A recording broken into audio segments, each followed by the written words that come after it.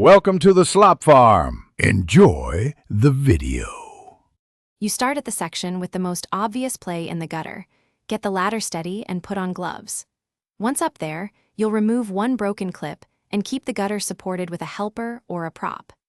Remove debris so you can see the fastener holes. Once done, clean the area with a brush and test the fit of the replacement clip to ensure alignment before you drill. You now position the replacement clip flush with the gutter lip and fascia. This maintains pitch and prevents sagging. Pre-drill a small pilot hole through the clip into the fascia to avoid splitting the wood. Then drive the 1/4 screw until snug but not over-tightened. Over-tightening deforms the clip. Once installed, add a bead of silicone over the screw head to prevent leaks, and continue along the run, keeping spacing consistent for even support. You finish by running a water test from the highest point to confirm proper slope, and that water flows to the downspout without pooling.